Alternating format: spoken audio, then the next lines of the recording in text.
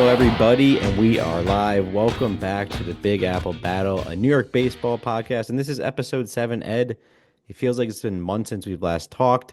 A lot has transpired, even though I know we posted just a week ago last Monday, but the Mets have finished up a strong homestand against the Marlins. They went out to Sacramento, where I guess there's a baseball team that plays out there. I think they're moving to Vegas. They're known as the Athletics. I don't know. So I heard. Yeah, And it's been a long one. yeah, and the Yanks, man, they saw those pesky Tigers and those tough Giants, who again I know are one of those teams that we're talking, off air before we got into the pod. It's that time of year where we start to see, I think, again, we like to say regress to the mean, where we're starting to see some surprise teams or surprise players kind of get back to reality. And then anyone who we thought was a surprise early on that is continuing to remain consistent, we're kind of establishing as just not a fluke, and maybe they're just here to stay, right? Being players and also a team like the Giants. So it's interesting. Absolutely. It's just like Benito Arroz taking over New York, number 22 in your hearts and minds. He's taken over, and we don't need to worry about some other guy named Soto. I don't know. Whatever he might be Yes. doing across town. I got my own gripes with Soto right now, and I can't even defend that guy, and I'll get into all that on the pod, which is crazy that I'm saying that. But I also can't be an unbiased, excuse me. I have to be an unbiased Mets fan. I can't be a biased one because what's fair is fair, right? The guy's getting paid $1 trillion and he's walking to first base. So I'll get into all Hey, that. nobody's perfect, including my Yanks, who are clearly coming back down to earth after a torrid start that we knew they couldn't keep up. The Mets are still pitching the lights out, but still, you're talking about regressing to the mean. You haven't even progressed whatsoever. You're hoping to regress at some point in the hitting category, because at this juncture, you've done nothing but nothing Nothing. offensively. You're right. And I think, I'm kind of it's crazy to say this. I'm okay with that because of how well we've pitched, right? And right now we're going in two different directions as the Yankees again are regressing a bit. There's some pitching issues and concerns on your end that we'll dive into, but on our end, the pitching is spectacular. It's sparkling. It's scary how good it is because again, it's going to regress. It's not going to maintain a low two ERA. Let's be real, guys. We know that. And the lineup has always been, or it was on paper heading into the season, a strong suit of this team. And we're learning quickly that it's not that it isn't, but right now it's not. It's not. Which Excuse me. It's not that it won't be, but right now it's definitely not.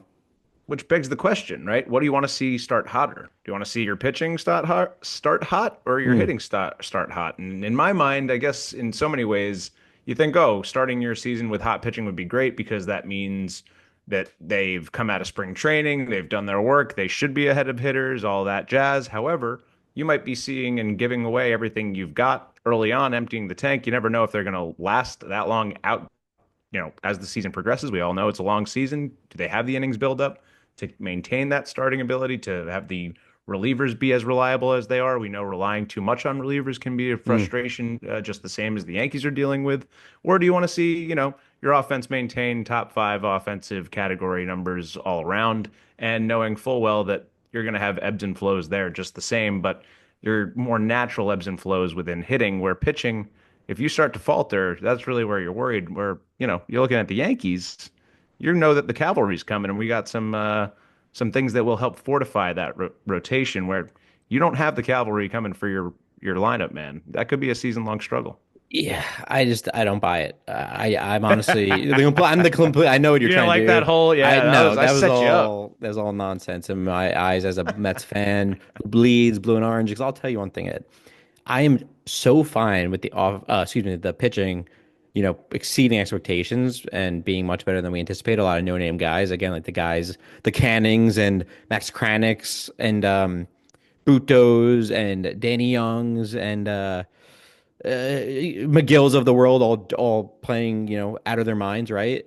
And the lineup again, super high expectations, and they're definitely not playing up to those expectations, considering they are 21st in the league in home runs and 61st in the league. I mean, excuse me, not 61st. 61st. Wow. You've It's really 60 was fallen off. 61 runs, but they're 18th in the league in total runs scored. And with runners in scoring position, it is abysmal and disgusting. And I feel like the Mets can't get a hit with two outs, runners in scoring position. I feel like I've been saying that since I'm 10 years old. I don't know why. Again, I just talked about it last week, but it's just in our DNA to not hit with two outs. But my point being is, I'm okay with this right now because again, we know who's in that lineup. We know the talent that's there. There is a proven track record of success, sustainable success, mind you, on a lot of these guys' resumes. And I don't know. I just think that it's going to change. It's going to shift, especially as it gets warmer, especially as you get more reps, especially as you get more work and more insights into pitchers and how they're pitching you as the season is going along. And again, like a guy like Juan Soto, a guy like Lindor, they're not going to stay down for long, and we know that. As bad as you want to troll me and tell me they will, they just won't, And so, but we're 10-4, we're in first place in the NL East, and we can't hit for shit. So that's a pretty good sign, in my opinion. It is pretty damn impressive, and it is something that I've actually been curious about. Have you noticed an approach, anything particularly approach-wise from pitchers to Soto? Are they pitching Mm. around him to get to Pete? Are I they not think working around Pete as much? It sounds like Pete's getting some juicy meatballs and taking full advantage of each one he sees because Soto's still working his walks. He's still getting, line drive, base hits here and there, or is he just not got his feet underneath himself yet? I think it's a little bit of a mix. I mean, he's definitely still taking his pitches and taking his walks. I think he's being a little too conservative, in my opinion, from what I'm realizing. He's taking a lot of good pitches, a lot of pitches that he can hit, especially as Pete has gotten hot and shown that he could hit behind Soto. People are going to be less likely to pitch around Soto because Pete is literally, he's raking, right?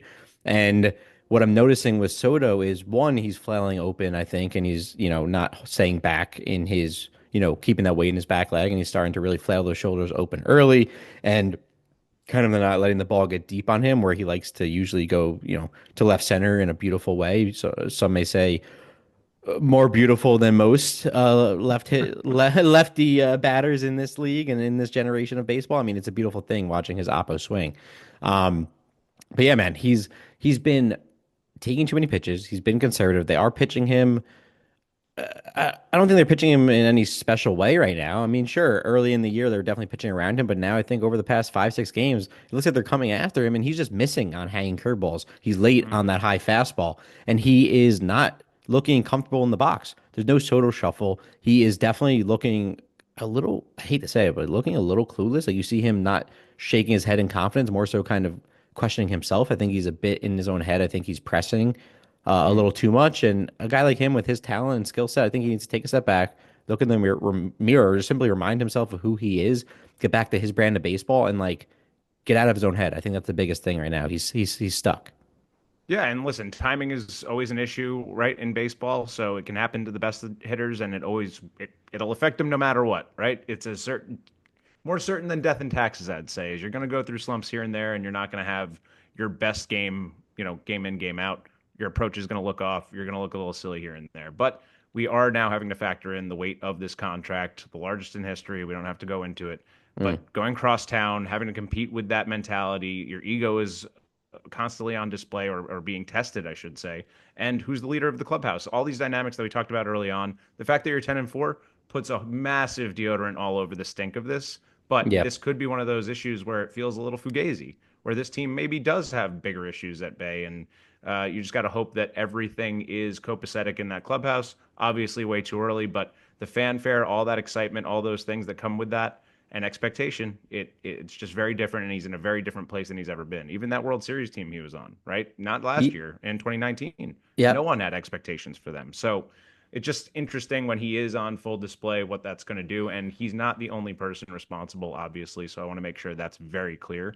But I do want to keep monitoring this as the season goes on because I'm always curious about the mental side of the game and just, what fans are seeing on the field, confidence wise, and everything you just discussed.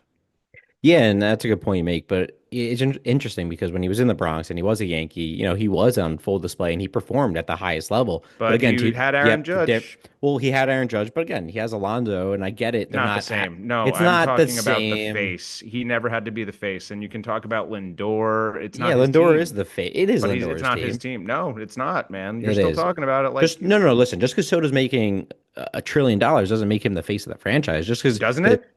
I don't think it does. Lindor is I still the captain of this team. He will have I the would C on argue his that chest. most fans are basically Soto fans. Like I would argue at this juncture for right the diaspora, whatever, the zeitgeist, the moment, right? Everything Hmm. going on. I feel like Soto's taken on that face, and that's what's going to complicate this. He's It's A-Rod Jeter. It's right what I worried about with Soto Judge. I wonder. Like I don't know No, that I think I see, don't know that Ed, sorry, I keep interrupting. Just one more point before I completely lose it. I wonder if Lindor has the judge ability to just take all the weight off of Soto. That's what I'm wondering. Does he have well, that? Is he that brand? You know? I don't know if he's that brand in terms of skill set comparing Lindor to Soto because No, I no, mean, no, excuse me, just Lindor brand. to Yeah. okay, yeah. No, just Well, brand. Yeah. okay. Well, my point I'm trying to make here is that one, I think you're nuts, and I think it's all I think it's all speculation. At the end of the day, it's all what social Totally. media, the Yeah. fanfare, well, it's what we're all feeding into, but we don't know what's going on behind closed doors. And what I want to say is like And I'm sure there's nothing. I want to make that Soto clear too. Yeah. Soto's making $1 trillion. Lindor, you know, is the face of this team. He is the captain. If you're looking at casual fans, people who are just bandwagoners now and jumping on because you have Juan Soto, sure, they may look at him as the captain, as the face of the team, but they don't know shit about the Mets. I'm talking about diehard Mets fans, passionate Mets fans. They'll look at this team Absolutely. and they know Lindor is the captain. They know Juan Soto is just a superstar who is playing alongside the captain of this franchise. It's like when you had a David Wright and Jose Reyes kind of dynamic, right? Well, and it's Right. sure it's not the same, but David Wright was the captain. He was known to be the captain, but he had big personalities in Jose Reyes. And then you had Beltran on this team. You have Carlos Delgado coming over. Like there's But some the big names But the alongside. differences were the timings of everything, right? It wasn't Hmm, established superstar coming over now and then like competing with someone who's now a burgeoning superstar or whatever it might be. Like you have two guys that came to New York, right? David Wright was homegrown, Jose Reyes was homegrown. You brought in Beltran at a time where David Wright was basically a rookie. Reyes had played a year, maybe, right? They came up right around the same time. So the dynamics are slightly different. So well, yeah, I it's know not this apples to sounds apples. crazy, totally. And I know that I'm like sounding like, oh, I'm just bringing up this. I'm actually just saying long haul, let's keep an eye on this because I am curious. Like, I do wonder where ego gets in the way. Like, we watch Major League. Did you see Major League and then Major League Two? Of Right? The course, movies, right? the Major best. League Two, the best. But Ricky Vaughn comes back with this ego the size of fucking Montana, and they suck, right? Because he's now not bought in. It's different. You got different perspectives or different um, priorities, I should say. So things just get in the way. And when you do have that, I think Lindor is actually the grounded type where you don't get really in the way, and he doesn't really care, and he doesn't have an ego that you're worried about competing with. But when we're looking for like in this dominated culture of media, like what we're doing and people talking all the time, that stuff gets in their ears, man. It gets in their heads. Like, am I the guy? Am I going to step up and hit this home run? Like we talk about the steroid era. How many guys were like, I felt like I had to keep taking steroids because I signed this massive contract. Yeah, I but wanted to be the Lindor guy, you know? but Lindor's proven that he can be the guy, right? Coming off such a poor start to the season in 2024, ending as a Sure. up there MVP front runner who basically brought us to the playoffs single-handedly I'm down the talking about stretch in Soto. I September. agree. No, I know, and my point is that Soto is definitely, I think, a bit of egotistical type, and that's my biggest gripe with him right now. Is not even the stats, not even what he's doing, per se with the bat at the plate. It's just his.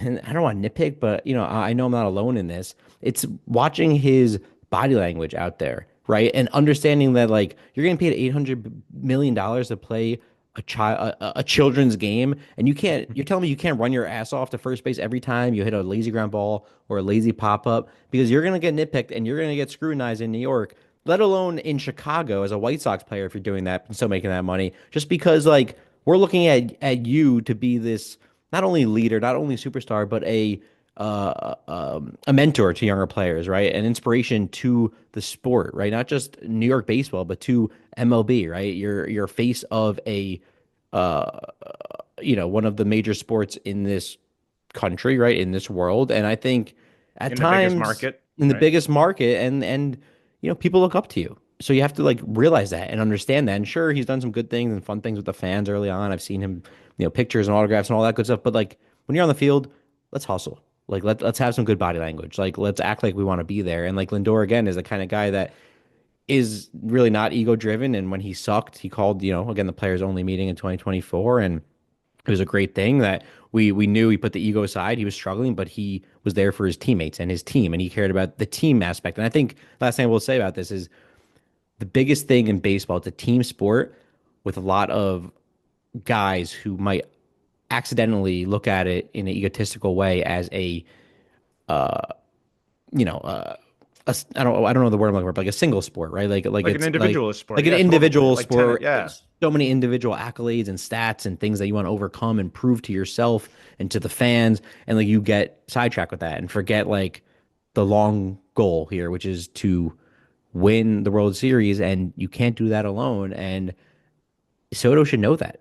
In 2019, they had to do it as a team, And and that's I the don't thing. know. and he was young and dumb in so many ways. Not dumb, but young and dumb in the sense that like I don't know any better. I'm here. I'm just playing. And the best thing about that is this is like not an indictment on Soto at all. Like it's just I think the personality he is sometimes. He's just a guy that's like I'm really good at baseball and like I am really good at hitting and I want to perfect my craft of hitting and like sometimes that gets in the way and the investment that he is also gets in the way where it's like do you want him to play 155 games, 160 games a year? Like then who cares if he hustles? Like because he's out there and he's playing and he's healthy and but it also, you think about how much he focuses on walking and hitting and like how his defense struggles in some ways where it's like you consider this complete player and these guys who like a Judge, like a Lindor, complete players on both sides of the ball who are elite on both sides of the ball and people would admit that it makes you think those are team players. They're focused on these elements. I think Soto can work harder as a defender. I really do. I believe that. Yeah. I just He don't think has he he has cares looked to. better. I will say he has looked And better, but still very and he is nonchalant. good. He's got good abilities. He can throw guys out like crazy, dude. He's But it's like showcased that. nonchalant, But it's right? nonchalant and it's Yeah. never like go fully hustle it out. And again, he's not the reason or anything.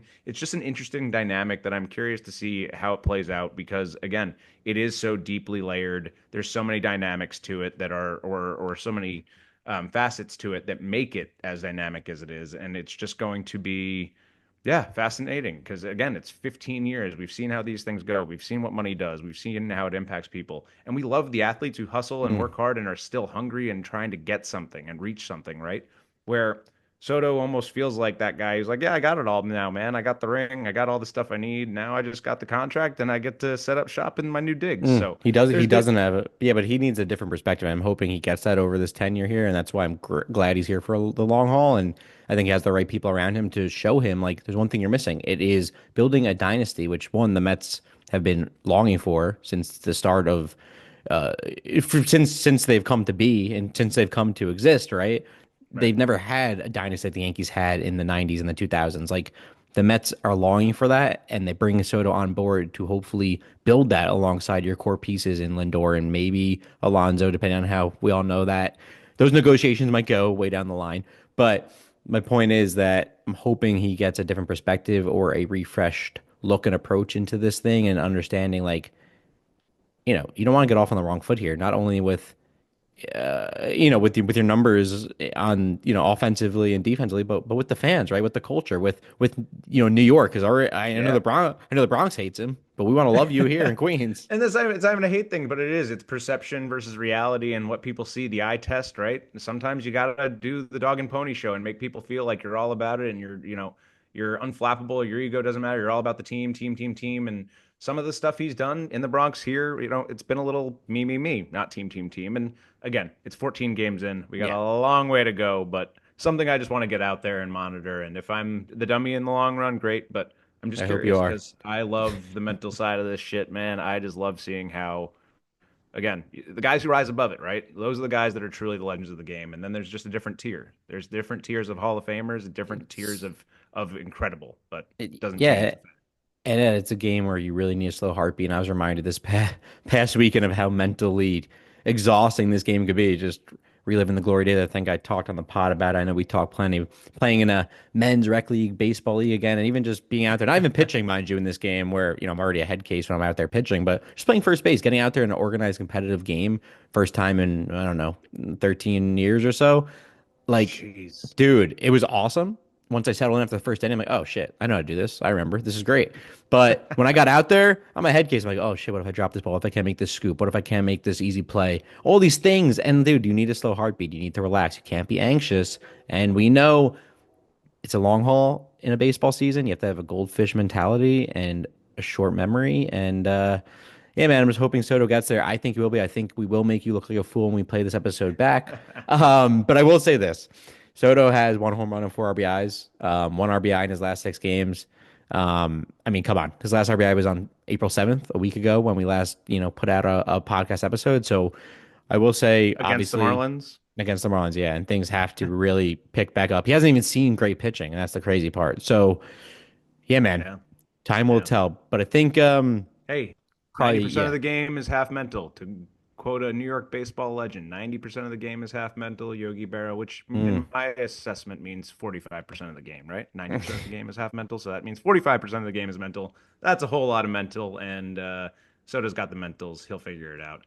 But He it's does. the long term, the long haul, the complete team dynamic. You know how it goes, baby, as you Oh saw yeah, out baby. there. And how did it go out there for you guys? Did you get the win?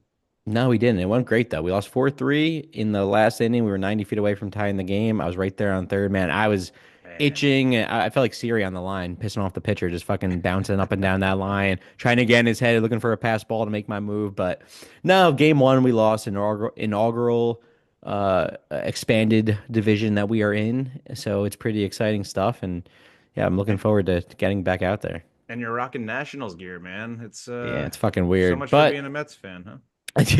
yeah, now you had to say it on the pod. You had to put it out there. No, guys, I am a diehard Mets fan. Unfortunately, they suck us with the Nationals when I could have been the Royals, the Reds, the Mighty Ducks. Very random, I know. Someone made it a Oh, custom sick. team. Got yeah, Yeah. that's who beat us. You got the Royals, baby blue. Mm. You know, you got the Orioles. I don't know if I said them, but you have all these other teams, and of You course we're deserve stuck. to lose to the Yeah, Mighty no Ducks, to East. be fair. Yeah. Yeah, Quack. fuck the Quack. Mighty Ducks. But Quack. Ed, I think we got a little sidetracked with the Soto shenanigans. I do want to at least, it's been a week, at least quickly run down and recap this past week in Mets and Yankees, in Yeah. season action. I could give you, while we're on the topic of Soto and the Mets and the Mighty Ducks, I give you the quick wrap up here. Not nearly as long as last week. I promise. We probably lost some fans, some Yankee fans, because of my rants. Yeah, most Um, likely. But thankfully, you're on Long Island, and the Ducks are there to help you. No, that's fair. it's all good, and I actually think I wanted to just get ahead and give you some smack Please. talk before you went into all the glory that you wanted to enjoy. So that was just my way of keeping you where I want to keep you Well, until further notice. well, if you knew what I was going to talk about today, you wouldn't have had to do that because I feel like I'm keeping myself grounded in this approach. Yeah, I'm excited, Wow, but I'm shocked. I'll give you my rundown, everybody. Here we go. This is the quick, what do we call it? Not the almanac, here the Edmanac. What was it? The Alecism or the Alec? Alecisms. We need a quick, we need some good keywords for, our quick recaps or rundowns, but we'll cross that bridge when we get there. Yeah, we'll figure this out. Fans, please chime in, drop us a line, send us a message at the Big Apple Battle at gmail.com, I think it is. Yes, Um, or you could send cookies to my address just for fun. yeah, anything with that. Write it out on the cookies is fine. Ransom One, notes, one, demanding money, whatever. yeah, yeah, telling us to tell Juan Soto to pick it up. But hey, and I will. All right, so here we go. Here we go. No kidding No horse aside. heads. I don't want a horse head in my bed. That's all I No, ask. please. Yeah, yeah, that's crazy. But Ed, when we last talked, again, we were coming off a sweep of the Blue Jays, looking to continue our winning ways. We did pull off a shutout win, behind great pitching yet again by Senga. Danny Young, who is surprisingly starting to pick it up in that bullpen, that's been dominant. Buto and Stanek to help us post a 2-0 win and record six in a row. Um, and then again, just being able to go ahead and mash another 10 runs behind another huge game from Pete Alonso allowed us to have that six in a row. Sorry, I was getting ahead of myself there. I forgot to completely acknowledge and highlight Pete. Too Um, excited for Pete. Just I makes was, you I feel was, too something. It makes you yeah, feel some kind of way. I was because yeah, we're coming off that sweep against the Blue Jays. We took that first game against the Marlins, um, going again, nice 2-0 win, and then we had that nice able to get six in a row again behind another 10-run outburst with Pete kind of carrying the load there. So unfortunately, we did get shut out going for seven in a row behind great pitching by the young stud Max Meyer for the Miami Marlins, and the win streak came to an abrupt end. But still, nonetheless, it was a successful 5-1 first homestand of the season. So really, I can't be mad about it in the cold weather in New York, going 5-1, even against the lowly Marlins, and then the Blue Jays, who are really nothing to write home about. We'll take it all day. So, Ed, that brings me to our road trip. Next thing you know, we're heading to Sacramento. Again, there is a baseball team there. They will be the Las Hey. Vegas Athletics in 2045. Whoever knows when they're going to get that stadium Yeah, built out that's there. not happening. They're gonna sack up for now, but I yeah, they're like it. hanging out in Sacktown until Well, further notice. I did want to highlight that ballpark. I think dude, it's pretty fucking cool when they have the drone overview and run through because it's a pretty high end AAA ballpark and it looked awesome to be able to watch games close up from the lawn seats. I mean, I heard players and fans rave about how close they really felt to the players and being in a small ballpark, I feel like for most seats in that ballpark. You feel relatively close to all the ball players there. So it's pretty interesting. And it feels more full for a team that usually gets what, 10 to 15,000 fans at a game. A stadium that now Yeah. fills what, 10 to 15,000 fans. Now you got a full house. Well, here's the thing. They're not even drawing over 10,000 at this Oh, juncture. That was okay. kind of the big sell from John Fisher and ownership was saying, "Oh, look, we'll have sellouts every game and yada yada." So there is a bit of, some media spin going on out there. And yeah, listen, man, we love minor league baseball for that reason. It is more intimate. You get to be on top of the action. That's what minor league baseball is all about. But maybe Major League Baseball can learn something from that, right? Give a little bit more of that access. Get people closer to the fields, get them in earlier, before games. Let them see BP on both sides. We know we've griped about that, but Oh, yeah. have more of that real grassroots feel like baseball gives. That is the beauty of the game. But yeah, if we're going to look at the positives here, man, the fact that you can see Major League Baseball in a minor league ballpark, have that stunning view that Sacramento has with the bridge out there in right Hmm. field and some of those golden sunsets, it looks like a good time. But let's, not put too much lipstick on this pig. It is still a pig. It is still a minor league ballpark. It still has no right being there where Mets players have to run across center field in between That's innings the to use funny the part. bathroom.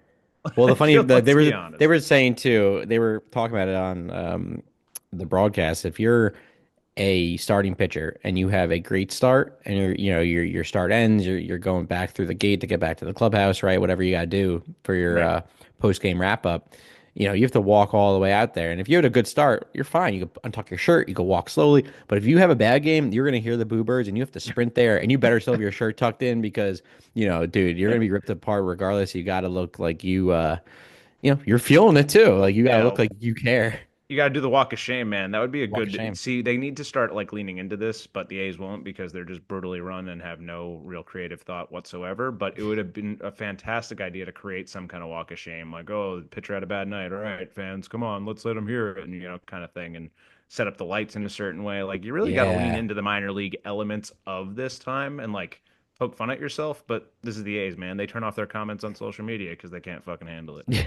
You should make it like banana ball. That's what they should be doing. That's what I'm saying. Like, Uh, Something be like honest that. A with hybrid of yourselves. it. You might as well. Well, this leads me to one little quick other veering off point, and then we'll get right back to it. But because you're on the topic, there was a funny little thing going on in some minor league baseball rebranding. So we all know that the ballpark they're playing at is the AAA River Cats ballpark, right? The Giants AAA team. Yep. So that team is still sharing that ballpark. So they're playing there whenever the A's aren't. And they're wearing a uniform as minor league baseball teams have done. Like the Staten Island Yankees made themselves the Pizza Rats, and another team called themselves the Tacos. I think that was actually Fresno. So anyway, different teams rebranding to create some cultural connection to their city, yada, yada. Merch dump, selling kind of concept. But the Sacramento team, the River Cats, came up with a new brand identity called the Sacramento Gold Diggers and did this whole idea and concept around, Northern California, the gold rush, San Francisco 49ers, yada, yada, creating this jersey where it's, the idea of a gold digger and haha, let's have some fun, create a promo. It was cute, like traditional gold diggers on the street, seeing the jersey walk by and wanting to leave their man for this person in that jersey. Well, the internet is very fast and made so much fun with this. And I believe the organization's called Last Dive Bar. They do stuff. They're big A's fans and promoters, and they put something out where they took John Fisher's face, right, the owner of the A's, the heir to the Gap fortune, who's claiming poor, and why they're doing this whole A's thing in the first place, or Vegas move. They took his head and put it on the Gold Diggers logo. And that's been circulating. And within 24 hours, I believe the Sacramento River Cats apologized, pulled the branding, and said, we did not think ahead with this. We were short sighted, or, this was just not, this did not have the intended consequences. Sorry. And they quickly did a reversal on that. And it's just, yeah, continuing to look absolutely goofy out there in Sacktown. So I'm sorry to rip on this, but hey, yeah, at least you had some positive things to say. And I think you had some good times out there for your Metsies. Yeah, we did. And the one other thing I was going to note about the ballpark is what's cool about it though, and I will give them credit. I mean, they're not really doing anything to deserve this credit, but it's what the fans are really coming for. It's not to watch the A's play per se, right? It's a lot of these opposing teams coming in where you get to see some superstars playing at a AAA ballpark, right? You're seeing the Absolutely. Lindors, Sotos, Alonso of the world. I don't know if the Yankees get out there at all this year. I'm assuming they do. Oh, yeah. Then you got, the Judge, Bellies, and Chisholms of the world, and so on and so forth. And I'm sure you get the Dodgers out there, and they'll see Otani, who That's You going know, to be crazy. yeah, like that's what I'm saying. They'll sell out for that. And I guess Totally. the point I'm making is, and it was no credit to the A's, management here or ownership group, right? But it's more so just a testament to the fact that the AAA ballpark in a city that never really had or never had baseball, right, to begin with, and now you have superstars coming to play there for the time being. So that's kind of a cool The concept. novelty is super cool. No, to be honest, like if I can go back and just be a child for a second and not think of all like the grossness of it all, like yeah, it's super sick. And Yeah, obviously I just feel like some sort of way about Oakland just because it does like it's such a cool baseball town. And to your point, the one cool thing was I met a guy in Oakland last year at, one of the last games at the Coliseum. Talked to him about, being an A's fan. He's like, I'm from Sacramento. I've been coming out of my way to go to these games for years, and now I get to go watch them in my backyard for 3 years. that's So I very have sweet. season tickets for all of them, and like, dude, come out here, let's go to a game. So hey, maybe you and I got to get out there for one. But Don't twist my arm. it does look like a cool experience, and I'll try to be the purist and find the joy in the game for that again. Yeah, I'll go sit on the grass with my glove ready to catch a home run ball. So The berm does look kid sick, at but heart. they also keep filming the berm, and they're like, "Oh, look at these A's fans!" And they're putting these promotional things together, and it's literally fans wearing the cell shirts Yeah, not in the berm. great. It's so It's bad. also overpriced. Everyone thought it'd be $20. It's $60. But whatever, like, we're getting sidetracked again. Jesus, yeah, Story let's go. for another day. But I will say the Mets were not flashy in this series. I did expect or at least hope for some major offensive breakouts as we saw early on this season. At that ballpark in Sacramento, the ball was really jumping off the bat and there were a lot of home runs being hit. But game one almost gave me a 12 a.m. heart attack. I actually kept the book, Ed, for this game, and I am a psychopath for doing a late night book. I was exhausted by the end of this game. I did not want to finish it, but I did nonetheless. Attaboy. That's Yeah, commitment. had to power through, but I probably won't be doing any West Coast books for a while. At least luckily the Mets don't have a West Coast trip in some time. So, What's your record with the book now? I want to say I have to look back. But I'm pretty sure I'm like 4-1. I just lost the first time, and I've Hey, I've won a bunch. So all looking right. good. But yeah, game one, almost that heart attack late in the game, late in the night. But we were up 6-1 in the sixth, almost blowing it at the end. It gave me flashbacks to the Mets of past, of course, pacing around my living room, sweating the game. But Canning, he's one of those guys regressing to the mean. He was just okay, going a little over 5 innings, giving up 4 runs. But yet again, the rest of our A portion of our bullpen really held it down and kept the game scoreless heading into the ninth inning. Really posting zeros across the board from Garrett, Stanek, and Minter, all continuing to cruise. But Diaz, man, he's faltering yet again. Thankfully, was able to squeak by and get the save, but he did give up 2 runs in that ninth inning, making the game way closer than it needed to be. Um, and man, this is honestly what we're going to get from Diaz. 2019 Diaz, in my opinion, was a one-off because more times than not, you look at his track record, and yes, he had some good year, not good, great years in Seattle, but there are also some shaky seasons. He's very inconsistent. He's not really a 3-4 year guy where he's going to put together a stint of a sub 3 ERA in those 4 straight years with a strong K percentage, walk rate, and save conversion. Like he's just, I don't think he's just that consistent of a closer anymore, or He's really ever not has been. Mariano, is what you're saying. Yeah, yeah, and that's a good segue into number 42, Jackie Robinson, which we'll talk segment three, sneak peek. Hey, hey. But yeah, man, what else from this game? Oh, Pete Alonso. That's another the one guy who continues to not only stay hot, but also the best hitter in this lineup by far. But yeah, Pete Alonso again crushing the ball alongside some timely hitting by Marte, driving in two. I did have to mention because again, this game would not be as close as it was if we weren't 2 for 14 with runners in scoring position. And just wait, Ed. I do have more on this continued trend, not a grid trend, but again, just us and our struggles with runners on base is it's tedious because I've seen it for Mm. so long. It's been like this for way too long. Whatever. We'll get into that. I'll continue. um, Game two, non-competitive, shut down basically by the Mets' previous farmhand, JT Ginn, handing us a 3-1 loss. And of course, again, over 5 runners in scoring position, a total of 8 men left on base. Nothing to write at home about in game two.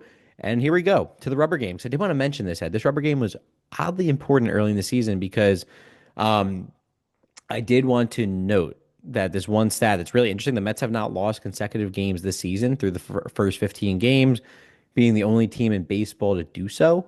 Mm. This has again not only helped them hold down the number one spot in the NL East, but yeah, man, it's just pretty impressive to see that they haven't really, strung together any consecutive losses and haven't seen a losing streak yet this season. So for that, for the mat, for that stat, this was an important rubber game, and it was a relaxing rubber game. 8-0 win. The offense kind of settled in and broke out late in the game, scoring one plus runs over the last four innings. Still, again, which is crazy, putting up 8 runs, still only 3 for 12 at runners in scoring position with 11 men left on base.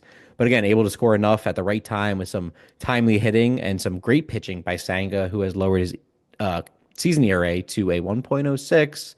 And Hey. again, now 2-1 on the young season. This is a massive development in my eyes. And the one biggest call I want to make on the pod is Sanga is and continues to be the massive X factor in this rotation for continued success, being a top end guy, expected to be a top end guy alongside Holmes. And of course, Mania when he comes back, who, is starting to slowly but surely make his way back. I know there were some, hiccups that pushed him further and further down the line, but hopefully signs are pointing north now. But either way, besides the point, while he is on the shelf still, Sanga needs to keep dominating, performing well, and that's what we're just seeing. So now, Hey, sorry, no, I'm just I'm saying, rolling. I think he got lucky though, because Oh, it looked here we like go. Severino was shutting you guys down for most of that game. But Sanga's not getting lucky because Severino's shutting us down. No, you're right. I know. He's just No, but lucky he you're right. got out with the win. No, it's I just felt bad for Sevy. You got no offensive support on that game, and I do believe the A's are obviously a pretty pesky team out there, but They poor are. Sevy's got They no will luck be. on that last Well, I don't feel bad for Sevy because after I heard his comments, about not coming back to the Mets unless it was 2 years, 40 million, and we offered, 2 for 34, whatever it was, same deal Montas got. If you really wanted to come back to a team, I believe 6 million wouldn't be the differentiator there. Also, So fuck off, Steve Cohen. You can pay 6 million for a yeah, so pitcher who's both much sides, more sure. reliable than Frankie Montas. But like, no, straight up, like way more reliable pitcher, way more consistent track record. Just to be fair, and you'd have a legitimate other option right now, and Frankie's not even there. But you're also leading the yeah, whatever. It No, all I worked get it. out for you. It's all fine. Sevy's It happy. He's getting paid. That's it. He's getting paid and he's not going to make the playoffs. So kudos to you. But either way, now this is where I really want to touch on before we get into the Yankees. Is the Mets continue this early season test of depth, really, of trial by fire. We're 13 games in 13 days. Um, and the back end of the stretch being, at the front end's a little easier with the A's and the Twins. But the back end of the stretch, we're seeing 7 games between the Cardinals and Phillies, again at home, but still tough teams, maybe the toughest matchups, honestly, that we've had all season. The silver lining, again, is being that we're at home behind the Mets faithful. We'll probably sell out. Of course, not probably, we will sell out. We will against the Cardinals, and We especially the will. We Phil, can do it. especially against the Phillies. I'm a real boy. Um, but yeah, the big test here, Ed, and these are my big pain points heading into this final stretch of the consecutive games, which again I love as a fan. Not having a night off, he's no Mets baseball's on every night. That's the best Oh, part. That's why I couldn't wait for the season to be back. Side note. Um, we but all the need big our bedtime companion. that's it. That's our hobby. Unless your team sucks, then that kind of sucks. But the big test here is definitely the rotation. We want to see if it can continue to see success in Minnesota. I think the big key to victory in not only Minnesota, but also to remain strong on this stretch of consecutive games to go deep into games. Our starters, mind you, to go deep into games alongside a continued offensive awakening after the 8 runs we scored in the last game in Sacramento. Because if one, we could get space with runs scored early on in the game, have our starters go deep, we could preserve our top bullpen arms. And when we come back home in this final stretch against the Phillies and against the Cardinals, not in that order, mind you, but we could still be well rested or enough rested heading into, tough series is at home because the next off day we have isn't until April 24th, which is 10 days from now because we're recording this on Monday, 4/14. So back to the pain point, guys like Juan Soto need to step it up and be better. I know we touched on this a lot, so I don't have to drill into him as much because if he listens to the pod, because I know he's a really big fan. Yeah, he's not going to give me any tickets. So Yeah, I think that your suite is no longer there for the taking. hmm, Yes, that's fair. Sorry, I need a or it might sip be. of water. No, I'm going on please. a rant here, but I will say I know I'm your mouth is almost as dry as your offense. oh boom boom. Hey. But I will say this: every week I'm going to be unbiased and give my weekly dumbass award, and that is awarded to the legend himself, Juan Soto. I can't be biased that he's the weekly dumbass award. Just run out, just hustle to first base. You're making $800 million. Everyone's watching you play. you're gonna be scrutinized on Twitter, and I saw it within 2 minutes. I was one to tweet it, so whatever. That's the true Um, voice of the fan right there. that's it, baby. That's it. But Mets, this is what I wanted to speak on. The Mets pitching, right? This is the key. The Mets pitching stays afloat, and the offense again shows some improvements. Just reading my previous point, there's no reason why we can't, and I believe this truly, be 8 to 10 games over 500 by the next time we record because we're still the best team in baseball, pitching wise, from an ERA perspective, posting a sparkling 2.3 ERA. And I know that is not sustainable, especially with the names we have in the starting rotation. But I do think the bullpen is super strong and can remain consistent as long as Edwin Diaz gets it figured out because his ERA is ballooned up to almost 8. So definitely a struggle. And we need to simply improve. Yeah, it's gross. But we simply, Ed, need to improve with runners in scoring position, especially two outs and runners in scoring position. And I will say this: we're a lousy 4 for 51, roughly something like that. Because I think this was maybe before the Sunday game, which maybe improved. But regardless, 4 for 51 with two outs and runners in scoring position, and by far the worst team in baseball so far this season. And we're still 10-4. Yeah. So I can't, to Okay. your point, I can't complain, and I'm excited to see what we do in Minnesota. Again, we got Clay Holmes on the mound tonight, being Monday 4/14. So if you're listening tomorrow, you will know how he did. Um, yeah, Clay is the one guy on this team and on this roster who he has the worst starter ERA around a 4.3, and I don't see why he's not going to continue to improve. He's going to start going deeper in games. I think he's going to figure it out. Again, slow heartbeat, great pitching repertoire, a lot of plus stuff, a lot of different pitches to go to, just a smart baseball mind. I think he's going to be fine. Say, man, the only concern I have on the pitching front is literally Griffin Canning. Not even concerned. 4.5 is fine. That's what I expected. Starting to really show his true colors, but Edwin Diaz. Figure it out. Mm, yeah. Yeah. And I mean, that is my rant. I was gonna say, well done, sir. Well done. Well done. Only one water break in between. That's pretty impressive. I No pee don't know. breaks. I was gonna say I might have needed one in between, and if I snuck out in between and nobody heard, very impressive. No, yeah, man, you said it yourself. You're not gonna go anywhere without Edwin Diaz. That's one of your crystallizing quotes, and it's gonna be interesting to see if he gets back on track. I imagine he will. I think with anybody who deals with that kind of movement and that kind of speed. You often see that they can get wild. They can get a little over the place. You've seen it with the Aroldis Chapman year in year out. He's still an elite pitcher, even if he's not Mariano Rivera, right? Hmm. And I meant that just for anybody who pitches like that. The harder you throw, the more movement you got, the harder it is going to be to rein it in, and especially when you're trying to come back from injury and prove that you're the guy that you once were.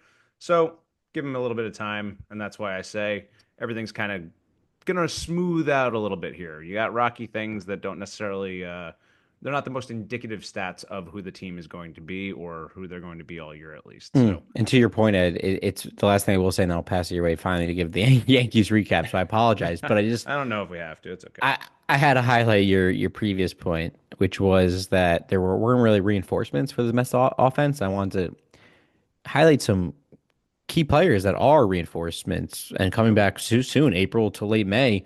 Both okay.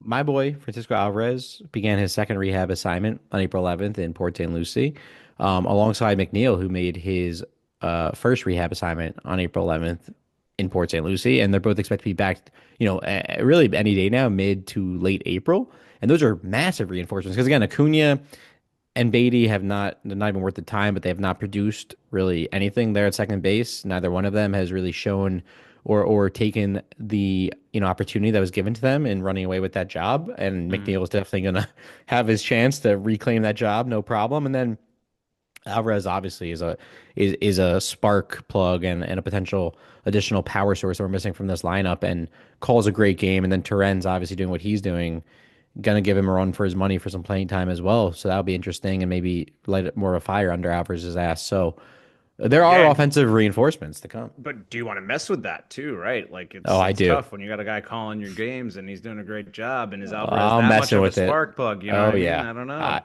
and I'm messing with it. That's my guy. I have so much faith in Alvarez. He's still so young, dude. He's barely legal.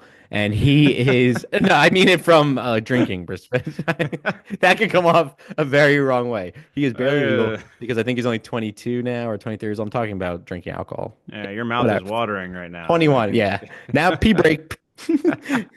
No, no, I'm just kidding. But Nothing's dry out here anymore. no, I just have so much there's so much upside for this kid and I've always loved him. I love what he brings to this team and just how much he loves the game and just that childlike love again that we were talking about earlier. So, yeah, man, there's some offensive reinforcements. Again, I'm not too concerned because the issues that we have with this team are things that we never thought would be issues, which usually means that again, we'll start to see some guys wake up and figure it out offensively very soon. And I'm hoping tonight because I'm excited to tune in. But Ed, Oh I yeah. lost more Yankee fans, so I'm sorry.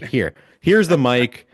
Let's hear it. A little quick Yankee rundown for the fans, for the faithful. Oh, I'll say I don't know if you lost them or if, like the Yankees, they've lost themselves because Oof. this year has been an example of just what the Yankees are: good Yankees, good bad Yankees. We're seeing all of it all at the same time, and again, that's baseball. And when everything's clicking the right way, you're going to see this team really ascend and do great things. But for the time being, at this juncture, what we're seeing is basically the highest of highs, the lowest of lows, and let's just dive right into it. The pitching has basically been what I've always said, not the worry, not the concern, is a huge concern right now. But I also say that, and what I mean by huge concern is, yeah, right now it sucks. You need them to pitch better if you want to win these games. The offense is keeping you in it as much as they can. But we're also having moments where the offense is doing what it's done in years past and what I've been concerned about, where it's boom or bust.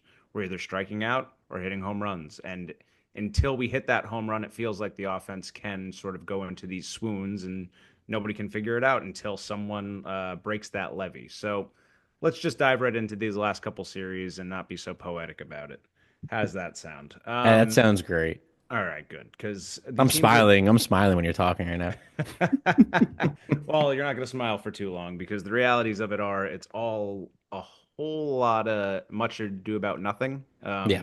It's really just the ebbs and flows of baseball, and that's why I don't love to get into the major granular or too granular into the issues of the team. And I know we even focused on Juan Soto's slow start. Not even a slow start. Again, everything at this time of year is a bit Yeah. of a nothing burger, but what can it predict for the long haul if they don't address these issues now, right?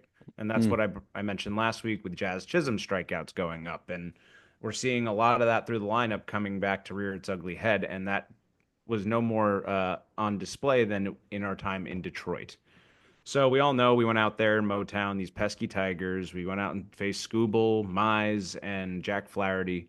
I've got the rotation mixed up, but three really solid starters. Obviously, Mize, a first rounder, Scooble, your reigning Cy Young winner, Flaherty, who shut us down in the World Series, and a guy that the Yankees had a trade in place for essentially, but backed out in the last minute, well, because of his back. So, hey, there's some medical records that ultimately wound up really working against us in that World Series and unfortunately in that game in Detroit. However, actually, that might have been the one we won in Detroit. Sorry. So I'm talking hella smack. That was all right. Let's get back on course. So first game out there, we faced Casey Mize, I believe it was. It was Carlos Rodon, pitched great. Rodon is just an enigma, man. He's He basically the stinks. new AJ Burnett. I don't think he stinks. I I think he just think there's stinks. something that happens when it comes to he clearly doesn't stink. Here's the issue. I get where you're coming from.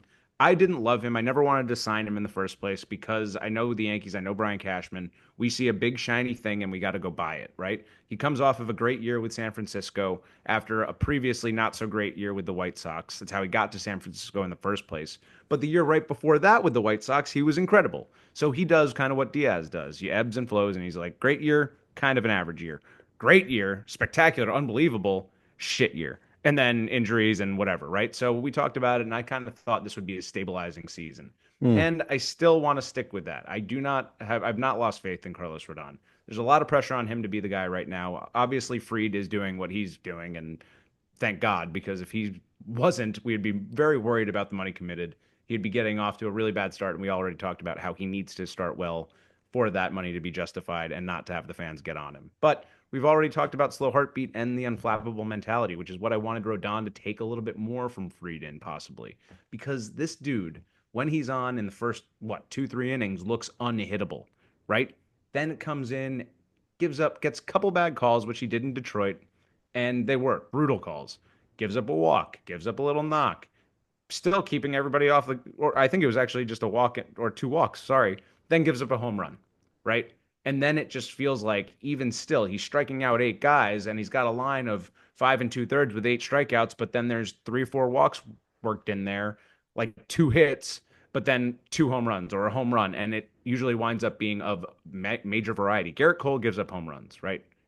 Power pitchers give up home runs, but Hmm. Garrett Cole limits them to solo shots generally because he's throwing by a fastball by you to try and get out of the inning, trying to do it in a calculated risk situation where he knows, hey, if I blow this by you, okay, great, then we're out of the inning. If not, I give up 1 run, we're still up 3-1. Not a big deal.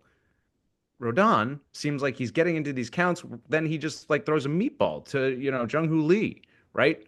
Grandson of the Wind, That was a hanger. massive signing, hanger. But he gave up two, just like it, and the same thing. And it's like, what are you doing, dude? You have a much nastier pitch to throw. If you're gonna throw hard, throw up and in hard. Why are you throwing a curveball up there? Why are you trying That's to his get him on a pitch. slider? That's But his no, it's signature not. pitch. Not really. If It you used really to want to get be. them by, it's more like your slider, your sweeper, whatever you want to call it, or like blow it by 96 at that spot, right? Like up and in. He's not hitting that. Like, come on, man. Like, there's just something that happens with him where it's AJ Burnett, like where it's all there. It's all there.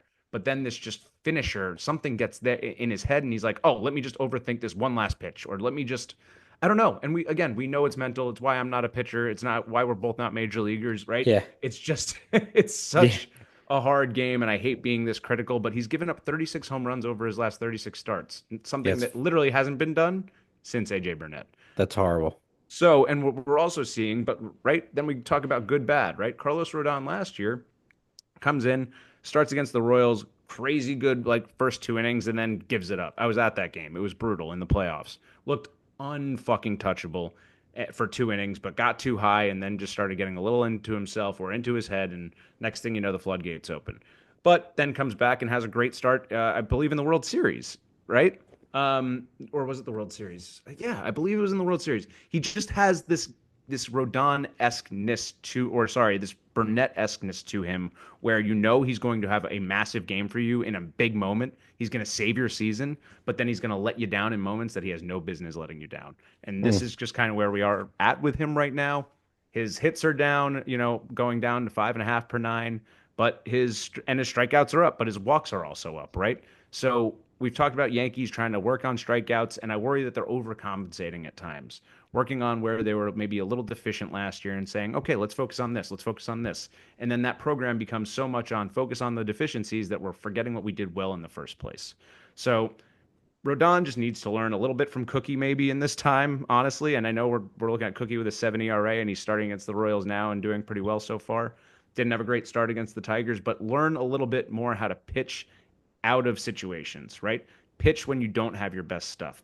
Pitch around circumstances where you don't have to blow up by him. Just get a little bit more tactful and crafty because something you're either just not blowing it by him or your pitch mix. I don't know. I don't know what it is, but he's not a bad pitcher. That's all I know. No, And I if we can't yeah. figure out how he can get out of these innings and stop the bleeding, I don't know if we're ever going to be able to figure him out. No, I agree with that. And I don't think he's a bad pitcher either. I think, pitching, right? It comes down to a couple walks and that 1, 2, 3 run home run that could ruin a stat line. So we understand that. But I did want to say I'm going to direct you back in the direction of just this Yankees recap over these past 6 games and how they looked because outside of just Rodon, it's a team thing, right? Where you've only averaged 3 runs per game over the last 6 while allowing 5 runs per game. That's no recipe for success. The pitching was always a concern, and someone like me looking outside in. But I want to say, do you think that the batting can outweigh the pitching struggles? I'm just not sure. One, if it's sustainable for winning. And two, I'm kind of in this area, and I'm not trying to troll you at all, but I do feel like a trade may need to happen in this rotation because I don't know what your thoughts are. I know you have Luis Heel and some of these guys on the horizon, but like Stroman's not going to cut it for you. You don't know what you're going to get from Rodon right now or consistently throughout the remainder of the season. There's still question marks and some young guys like Warren and Clark Schmidt coming back. So I don't know, man. It seems a little bleak and a little scarce. Oh, listen, that's an easy thing for the layman fan to say, someone who knows very little about a team, I know perhaps. plenty. But no, so listen, I get the concerns, I get the points you're making, and they're easy talking points. But the idea that the Yankees need to make a trade right now is patently foolish. Whatever team is going to make a deal with you is going to fleece you and take as much as they can from you because you're desperate. The realities of the situation is people are working through injury. Stroman's hurt. We saw that. That last start he made, everything was off the toward the left side of the plate in the left-handed batter's box, clearly trying to work away from guys. I don't know if he's not healthy or what, but his MO is usually to start hot and then fade. So it does make me think that he's a little hurt. But again, Clark Schmidt, as you said, reinforcements coming. Two starts at Double A Somerset for 7 1/3 innings in those two starts, but only gave up a total of 4 hits and struck out 11 in those two.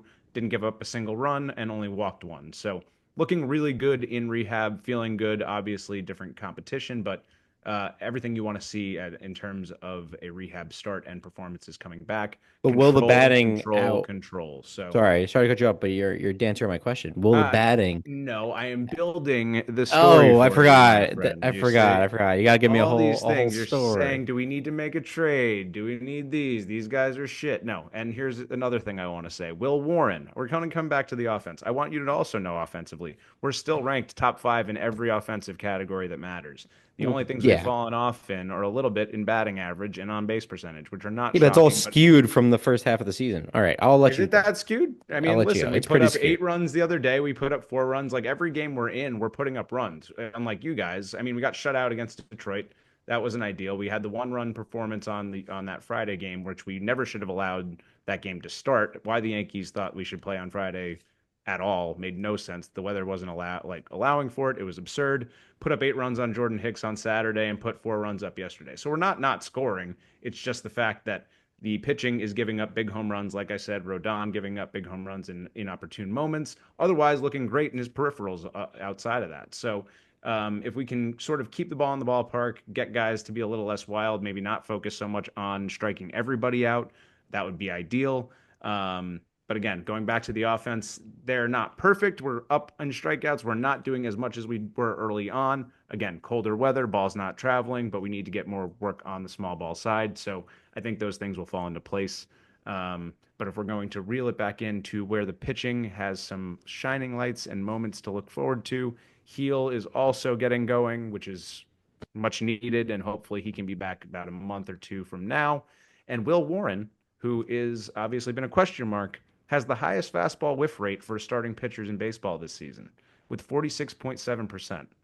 Next on that list, Sonny Gray, 38.1%, followed by Charlie Morton with 37.8 and Michael King, 37.5%.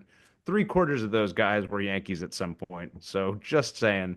And all are big slider, sweeper, changeup guys. So they're clearly using their off speed to work off their fastballs and vice versa. Gives you a lot to be really impressed with or at least excited about because those are all quality names. Even Charlie Morton at this advanced age knows how to pitch, knows how to get outs, and Will Warren is showing that ability against the pesky Giants lineup, which he did get his first win of the season and first win as a starter. So you got to feel good about those things. And again, we're still leading in home runs. Well, actually, the Angels now have 30 home runs in 15 games, and the Yeah, they're Yankees separate. 28.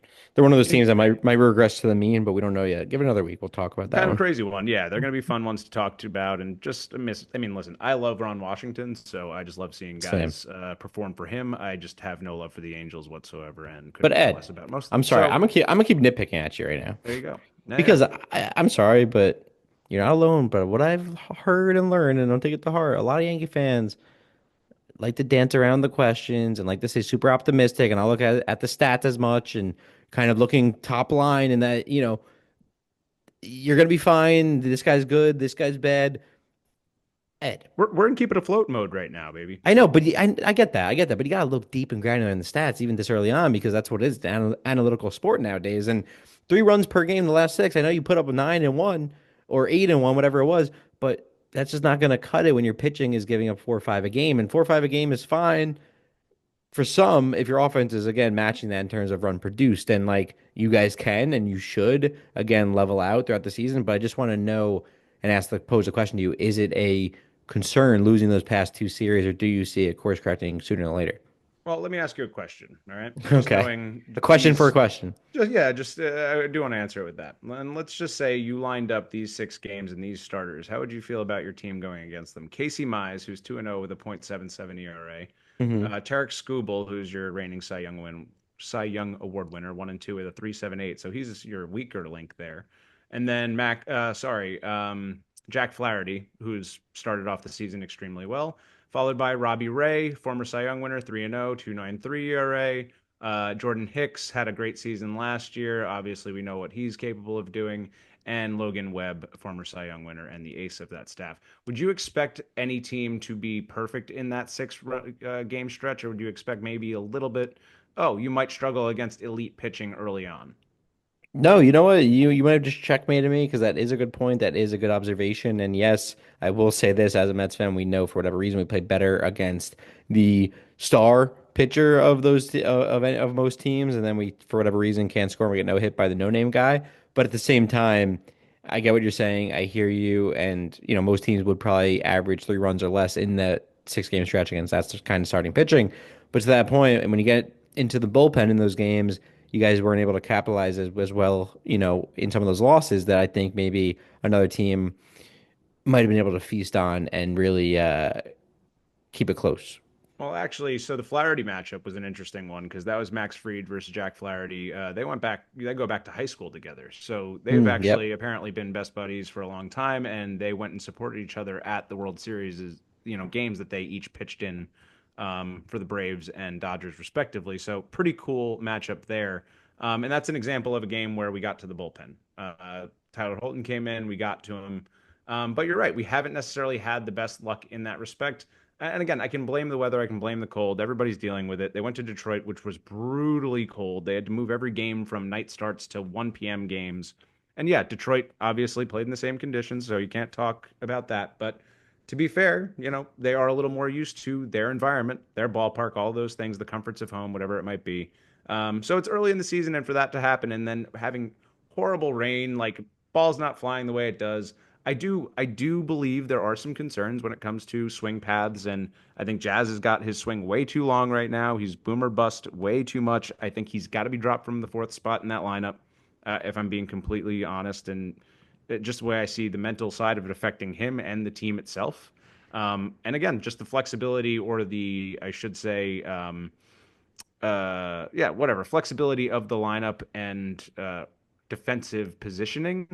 I want to see more guys be tried out at different points in the lineup and not get so focused on, oh, I got to drive everybody home right now. Stay within Mm, yourself, move the line, keep the line moving, right? As I said from the beginning, that's where we're falling off a little bit more right now, and we're still waiting on the home run.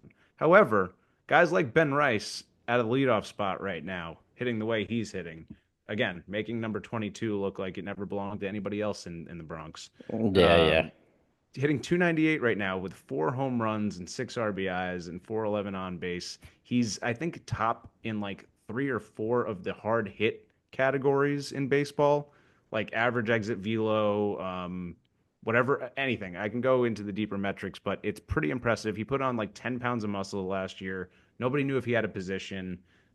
Just really awesome to see this kid continue to keep working and give somebody, another shining light in the lineup outside of Judge, Volpe, whoever you might want to look at in the lineup right now. But yeah, I'm not going to lie to you. It's not perfect, but it's still better than a lot of teams, and most would be so grateful for 3 runs a game at this juncture in the season. We're also 95 runs on the season in 15 games, putting us on a pretty good pace. And the record for runs in a season, the modern record at least, is 1,009 by the Cleveland Indians and Guardians now in 1999. So we could be on pace to break that record still. So for all these woes you claim, I Mm. don't think things are so bad. All right, that's fair. You make a lot of valid points, a lot of fair points. I don't think I can really push back much yet, but I will say let's just let it fall where it's going to fall, right? The baseball gods have control over this thing. Let's talk again in a week, and then let's see how you're feeling, Mr. Positive over Hey, there. listen, man, I'm agreeing with you, and I want to see maybe 2 more weeks shake out. You got to give it a month of real data to break down I and see agree. where these trends are going. So it's always way too early, and we're just going to give each other things to worry about and stress, and that's what this whole thing's about. But I will say this one thing about for Rodon right now, just to give him a little bit more credit.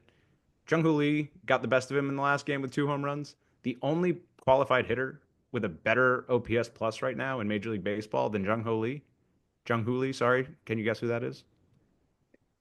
I cannot. Aaron Judge. Well, that makes So sense. I didn't want to guess. Jung-Hoo Lee is I doing would say pretty good. Otani, but. Oh, and the irony of all this is that Jung Hoo Lee was just a consolation prize for losing out on Arson Judge a few years ago, if anybody will remember. So, um, sorry, John Heyman, you don't deserve that stray bullet. But here we are, and the Yankees also, for all the strikeouts I say are concerning, they're only seventh in the league in strikeouts, which is still top 10, not great, meaning they're striking out a little too much, but tied with the Cubs, who are also leading the league in runs scored. So listen, you got to take the good with the bad, and there are many things we still have to refine. But at this juncture, there are bright spots. What I want to see the Yankees do is continue to be flexible and experimental with that lineup construction, get guys a little bit more out of their minds, because I think what they still have lacking is that mental side of the game. I don't know if Hmm. they have a coach or somebody that breaks, gets into their heads or helps them loosen up or what, but they need somebody like that. That's where the chemistry, all that kind of thing, a Brett Gardner, a CC Sabathia, characters of this nature of successful teams past. Not that Judge can't be that, but you just need other guys that aren't expected to be everything for that team to help keep it loose, fun, and I think honestly that might be the thing that is the big separator at this juncture. So it Hmm. sounds like pie in the sky, happy, uber positive, but I hey, mean, it's a different color on you, and I feel like I'm being that, easy to hate Mets fan on the pod, and I think you're playing political. You're trying to be this lovable Yankee fan that usually isn't a thing that exists here in New York. So I see what you're doing, and I see your game. I see right through it. But hey, hey, you want to I, change the dynamics in this city, man? It's I got to lean into okay. it, or adapt or die, adapt or die. I respect it, but I will say you guys have a lot of divisional games coming up, a lot of true, I think, tests for this team to see how they play against their tough divisional opponents. It's the scrappy Rays, of course. Blue Jays, which I think could be scrappy. The Orioles, of course, will probably be a tough contender. I mean, your division, it's going to be tough, as we know. The AL East is going to be just as tough as the NL East, I would say. I think the NL East will be a little tougher, but it doesn't really look like it considering the Braves are in the dumps. But that will not have that. That's not going to stay like that again. Talking about the regressing to the mean, the complete opposite side of the coin, or the teams that started off super slow, that we're going to safely see finish close to the top in a team like the Braves. And listen, man, every time I've seen the Yankees start overly hot, like outside of 98, which I was 8, so here we go. Anytime I've seen them start overly hot, it generally winds up being a little bit of a disappointment. We look back a couple years ago, we missed the playoffs after having a historic start. So, uh, you can't expect everything to go perfectly early on. No one runs it wire to wire, generally speaking. That's Yeah, baseball, and it's baseball. we're just gonna have to keep you in the throes of reality, folks. That's it, Ed. And I love your little rundown there. I think that was well done. I will give you a gold star today Well, I have to if you make want. up for Marcus Stroman, who you called Dummy of the Week last time, or whatever he was. So, I mean, poor he guy. He's definitely just hurt. He's just hurt. see. Okay, A little well, more we'll talk. patience. Let's. I'm not going to go back into that. We'll talk about that in a week. You know how I feel about Stroman. A lot of Mets fans feel the same way, and some Yankee fans now feel that way from what I'm reading on Twitter. So Ay, we'll ay, ay. we'll see it in a week. See if he's really hurt, or if he just continues to again be the suckasser of the week. We'll give a different name to it every week. Something crazy, something stupid. Yeah, But Ed, something New Yorky. We can the rat of the week. I don't know. We'll figure it yeah, out. yeah, the rotten bagel of the week. Um, the cold slice of pizza. Even though I love cold slice, I guess we can't do Yeah, I that. feel like that can't be it. That's like a silver lining one. That's like this guy is a cold slice of pizza. Yeah, But exactly. It's like Subway napkin of the week or something like that. yeah, yeah, or homeless guy shit on the subway of the week. That's a little vulgar, but Greasy pizza plate of the week. there I we don't go. know. Just There we something you go. see in the See, now when I trash. post this, I got to put an explicit on it, and I hate having to do that, but I can't stay away. We're in New York, baby. The children are Um, listening. there's no children listening to this. No, that's true. Um, I hope no, not. no, I hope Earmuffs, so. kids. No, because we Earmuffs. want to inspire just as much as Juan Soto is not inspiring. So, for the younger generation. Speaking of inspiring, Speaking of inspiring, that's a great segue into what we want to talk about next, and to wrap up with the pod in this episode. Jackie Robinson Day is tomorrow, 4:15. Again, we're recording tonight on Monday, 4:14. So we want to take this moment, take some time to so kind it's of today, 4:15 for you for kids at you, home. yeah, okay, a freaking Edmond over here. But we want to take some time, guys, to talk about the legacy that he left behind, all the good this man has done for the game, as we know and love. And also, I did want to note this, Ed, before we get into it, is I feel like what tends to get overlooked because of, one, how amazing of a man he was and just what he did for the game in terms of breaking the color barrier in baseball in MLB. he was just a pretty damn good baseball player, posting a career 887 OPS. I feel like it gets overlooked a lot because we were looking at what he did for the game in terms of the integration, right? But he played good. Like he didn't just Yeah. he was fucking awesome. He was unbelievable, and he didn't make his debut until he was 28 years old, right? He played 11 Yeah, seasons in Major League Baseball. To be able to do that after having served in the military, having played, he was a four-letter athlete at UCLA. Baseball possibly being his worst sport out of all of them, right? Football, track and field. I forget the other, but like, forgive me. But again, this dude put up 63.9 WAR in 11 seasons. that's That's amazing. insane. But Insane. Ed, it's insane, and again, at the end of the day, though, it is bigger than the stats. It's the impact. And Jackie, he changed the country through the game, and I mean that because he faced hate, silence, and pressure like many Black Americans did during that time period, and it was a hard. I can only imagine how hard it was to just be in his shoes every day. And he still played at not only an MVP level, but with grace and with class. And I think every time you talk about toughness, leadership, or just doing it the right way, you're talking about Jackie Robinson. And I'm one being a sucker for the game and the love for the game that I wish I got to see him play because just trying to imagine what it was like during that time again, how difficult was on him, and what you hear from the fans and your teammates even, right, and your coaches, Mm. and like you're able to just put it all aside, be professional, and be just handle so much class, but also deliver. I mean, it's pretty impressive.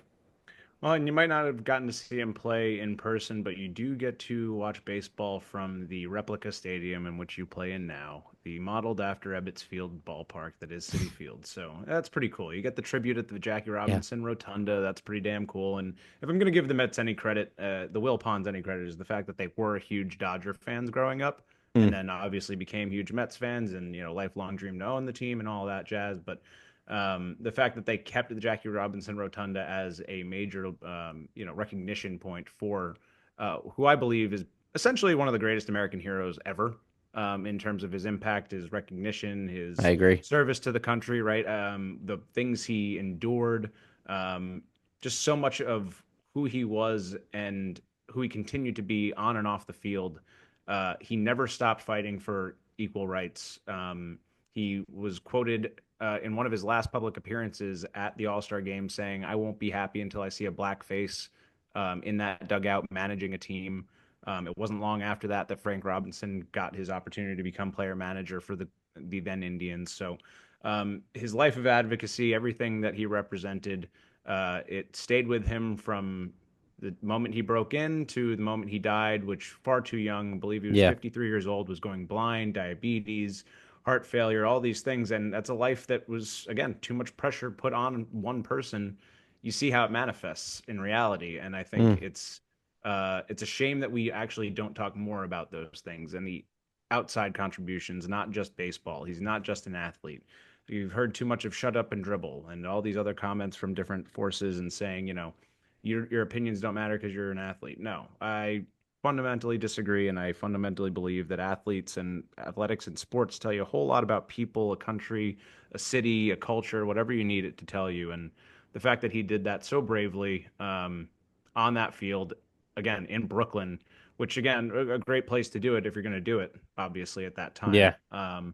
But that all said, baseball has never been, the easiest game to break into. Doesn't matter black, white, or otherwise. It's very own right sacred Mm, club, and the fact that he did this with such grace and humility and never fought back, and uh, yeah, man, I just can't imagine doing anything to that degree. And his name is still synonymous with New York, and there's landmarks all over. We got the Jackie Robinson Parkway here in Queens. We got the Jackie Robinson Museum in Manhattan, which is awesome and opened in the last couple of years, which I actually haven't checked out, but I've seen so much and I want to get down there. We have his a statue of him and Pee Wee Reese from the moment that they embraced in Cincinnati all those years ago at the Cyclones Park out in Coney Island. Jackie's house is a landmark out in mm, Brooklyn where he won his Rookie of the Year and his MVP award. So kept fighting for it. And the fact that the Rookie of the Year award is still named after Jackie Robinson is still pretty damn cool. So yeah. yeah, hats off to in my mind, the greatest American hero there is, at least popular culturally. And one more comment. If they still try to wipe his memory from naval records because they don't want to talk about a black man being as great a hero as he was, then that's a damn shame. And we should hold people accountable who want to wipe his name from those history books. Because, again, Jackie, without him, we don't have this great game that we're playing today, and we don't have professional sports as they are. He is that Mm. damn important.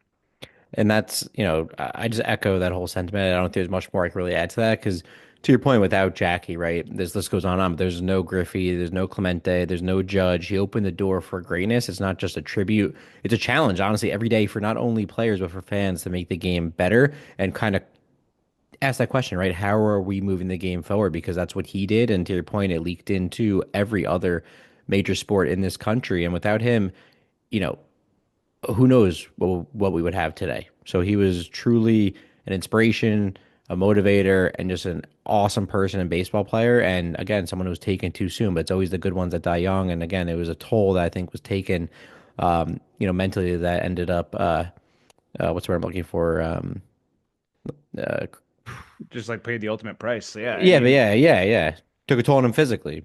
I just love that little Billy Joel work in. Only the good die young. You had to stick with the Mets theme there. I Of course, appreciate that. unintentionally, to be honest with you. But I wanted to No, but it is honor. absolutely true. Sorry, I want to honor him by actually reading a few quotes that I pulled from some of baseball's best over the years. Mm. I thought it was kind of a cool little tribute. But Ken Griffey Jr. said, "A life is not important except in the impact it has on other lives," and Jackie lived that. That's why we honor him. And Judge, that's actually Jackie's quote, just so you know. That is on his tombstone, and it's one I live by. Life is not important except for the impact it has on other lives. So oh, that's Ken Griffey Jr. acknowledging that. And I don't know if you knew this little fact, sorry to jump in, but now we wear 42 on our backs. Everyone does for Jackie Robinson Day. But Ken Griffey Jr. actually explicitly came up with this himself, called commissioner's office back like 25 years ago in his playing days and said, "Can I do this?" And he had to get permission from Rachel Robinson, but they said yes. And then he wound up making it this kind of movement of, hey, if you guys want to do it, do it. And it became a few players here and there, and mostly black athletes. And now it's a world, league wide initiative. So hats off to Ken Griffey Jr. for that too. no, 100%. You just taught me something that I was not aware of. So that's awesome. I mean, Ken Griffey was a legend. I mean, obviously in his playing days, but just knowing that about him also just makes him a super important person in baseball, right? To Ultra have that goaded. ultra goaded to have that initiative, kind of there for us. And Aaron Judge, your favorite there in the Bronx, he said wearing 42, it's the biggest honor in the game. It's not about us that day. It's about what he gave up to make that all possible. Hell Um, yeah. Mookie, Jackie's the reason I get to live my dreams. His courage opened the door for me and so many others. And another one from the Bronx, Derek Jeter, who obviously I cannot disrespect Jeter, no matter how bad I would like to as a Mets fan. I cannot. He is a legend in his own right. And he said he changed the game, he changed the country, and he did all with class under the brightest spotlight. I think that was a good one to wrap it up on because, again, so much scrutiny, so much on your plate, the world on your shoulders, and you're doing it with class. And again, he's a true, Legend. He's a true legend icon, yeah, right? Like yeah, yeah, yeah, he yeah. is he's New York through and through, and even to the point of the last thing I just want to say about that New York part of him, he was actually traded to the Giants at the end of his career before they were all set to move westward, right? Actually, the year before the Giants and Dodgers both moved west, and he flat out refused because he's like, "I'm a Dodger, man. Yeah, I can't go to the enemy." Mm, And like I love refused to that. do it and just retired that day. So again, to stick to your guns and say, this is my team, this is the team that supported me, the ones who brought me up. And he also helped bring them to their first and only World Series in Brooklyn. So not too shabby as far as a legacy goes. And if there's any remnants of baseball in Brooklyn, it's all thanks to Jackie. Yeah, and what I was going to say, and it came back to me, is he's a testament to the definition or the saying that actions speak louder than words, and I think he was Oh yeah. proving that every day, right? By just playing the game and putting in the way he handled himself throughout, all the trials and tribulations that he had to go through during that time. So, yeah, man, I think it was definitely worth us doing this segment. I think it's only right to create that space for such a legend, for the game and for, just that movement, right? And Yeah, and just where we are in the world, I think. yeah, And I think it's always yeah. important to reflect on history and, we don't have to go backward. We can always go forward and remember everyone has got something to offer and there's a reason this game is better with people that look and sound and celebrate differently being involved in it. And this game's only getting more exciting as the world becomes, or as it becomes more global. And again, without Jackie, that ain't happening. Yep, and now it's only up from here. We're gonna keep on growing this thing, and always gonna remember this man on his day wearing number 42 on our back. So I'm excited to watch that game tomorrow. And not only that, as we wrap it up with the World Game, the World Baseball Classic, baby, Aaron Judge, he Oh going my to be the God. USA captain, Captain America, taking the Oh title. no, no, no, no. All right, we're Woo! we're gonna end this The podcast crown because feels so good. what you had to, you held this episode with such class and such grace, and you were holding. I knew you were holding it in all episode where you had to go off. Captain America is David Wright. That is who it is, and who it will always be. From all rise in Oh, Queens, whatever you gotta do in the Bronx, oh man. whatever you gotta do, that's fine. But I will say, I'm obviously gonna be rooting for Team USA in the World Baseball Classic. I don't know, maybe Puerto Rico because I love Lindor. But at the same, Or regardless, DR, we'll see. Go ahead yeah, and say. regardless, I love Mark DeRosa though. So Yeah, well, who doesn't love D-Row? And he's a Jersey native, so he's a little paisan. yeah, exactly. Jersey guy managing Team USA really doesn't get much better than that. So I'm excited to see what he could do with this team, and I just love his camaraderie out there, and I love watching him on MLB Network. He's just a good character for the game. God, so good, man. We need more of him, more of all of those guys, everybody we've just talked about. It's that's gonna be a fun time and like you said, just good characters in the game and thank God for guys like Jackie Robinson and Mark Mm. DeRosa. Yep, you got it right on. And you know what? I think it's time to wrap this pod up because I have a game to watch. I feel like you might have a game to watch. The Mets are Yeah, 0-0 in the second. So Jazz just went deep and tied us up with the Royals. So here we go, baby. I say he's got to get out of the four spot, and he just does that. So what do I know? torpedoes. That's it. Damn them. Well, Ed, know we got these games to go watch. See if the Mets and Yankees both pull off some wins as we kick off a new week here. I want to wrap it up for episode 7 of the Big Apple Battle. We hope you guys enjoyed the show. So please like, subscribe, rate, and review on wherever you get your podcasts. And join us in next time for all the fun, all the in season action, talking Mets and Yankees baseball because this is the Big Apple Battle, Ed. And I got one thing to say to you Hmm? LGM. Get wrecked. Thank you, 42. Happy Jackie Robinson Day. Celebrate accordingly. This ball is crushed. Man, what a shot.